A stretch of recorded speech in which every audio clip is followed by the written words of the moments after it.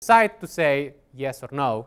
And if they say no, we don't have the power to change their minds. Although we may try, but that's a different story. The problem against is scale. So we have 10,000 users.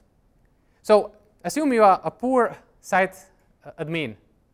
If you join OSG and you are told, now these are the 10,000 users. Are you happy to support them all? What would be the answer? No. OK. Now they say, OK, you have to go after each and every user and figure out if you want to support them or not. What would you say? You're kidding me, right? So the best that would happen is that you would allow the 10 users you know, and everybody else would be out. So something like 99.9% of OSG would never use your site. So we want to avoid that. It simply will not work. So the way we do it is we create tiers. So essentially, we want to add something to your authentication that says not only who you are, but who you belong to. And this is sort of similar, again, to the real life. We're not trying to invent anything new. We are just trying to apply common sense to technical problems. And in real life, when you are stopped during a traffic check by a cop and show him a driver's license, he doesn't look only at your name. He also looks if you have the Class C driver's license attribute. If you only have a driver's license that is valid for a motorcycle, you're in big trouble. If you're stopped for car control, of course, right? And if you just show him a passport, he will say, yeah, you're kidding me, right?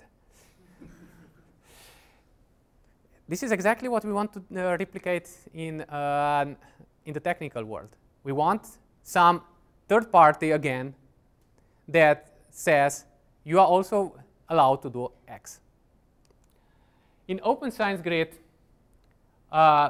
we have the concept of virtual organizations. They are mostly groups with a common goal. For example, CMS, it's a physics organization that wants to do computation for the benefits of the CMS experiment. Brian is representing the Holland Computing Center, which is a local entity that represents all the users from the Nebraska University. And the reason for doing this is so that when I come to your site and I say, OK, I'm Igor Sfiligoi, I'm with CMS, may I get in? You can say, OK, I know nothing about Igor Sfiligoi, but I really like CMS. Let him in. So the users, the sites really don't need to know the users. The sites only have to know about the virtual organizations. And technically, the way it works is that there is a VOMS server running somewhere, managed by the VO. And a user augments its X509 proxy by adding some attributes that are issued by the VOMS. So here is how it works.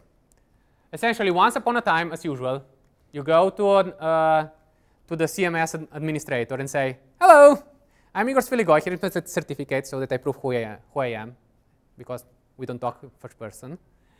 I work for CMS. And this administrator somehow calls your supervisor or somebody and says, this Igor Sfiligoi wants to join CMS. Are you sure this is a good idea? And he says, yeah, I know him, first person, so let him in. The admin registers me in the VOMS. And from that point on, anytime I want to go to OSG, I first contact the VOMS with my certificate. It gives me back a proxy that contains an attribute saying, he's coming from CMS. I use this proxy to talk to the site. And the site I know, I'm Igor Sfiligoi, and I'm on CMS. And so we can use the CMS tag to actually let me in. It doesn't guarantee that I will get in, but there is a much higher chance that somebody will trust the CMS than the Igor Sfiligoi. And the reason why it works is because the number of VOs is orders of magnitude smaller than the number of users. We have few tens of VOs in Open Science Grid. They are typically based on scientific domain, like CMS, Atlas, SB Grid, LIGO, and so on. But they may be regional, like I said, the HCC or FermiGrid, the Fermilab-based organization. And on top, OSG operates an engage VO for new people that are not part of any VO yet. So that somebody that just wants to try out Open Science Grid doesn't need to create its own VO, who probably nobody would trust. And you right now are part of the educational VO, which includes just students. So whoever lets it in knows that they are in trouble because students are known to create trouble. So sites are not required to support any VO, but the fact that the VOs are few, there is a good chance that they will support at least a few of them. Typically, they support at least the VO that pays for the hardware, because while OSG doesn't own any hardware, so somebody owns the hardware, and typically it's part of the VO, so that VO gets pretty much automatic access. Most sites are encouraged to support the Engage VO, and usually they support some friend VOs. So like CMS may support Atlas or SB Grid, LIGO, with certain limitations maybe, but if you know the other VO, you may say, yeah, I will give them the scraps. Whenever I don't use all the CPUs, others can use it. So this is all I want to talk for today. You will get way more technical details about security on Thursday from Welch. So I think everybody stays here until Thursday, so I will not go in much details. I have a little bit of exercises that are related to this, and essentially tell you how to look into your proxy, your certificate in your proxy, and understand what is in it. So please do the exercises.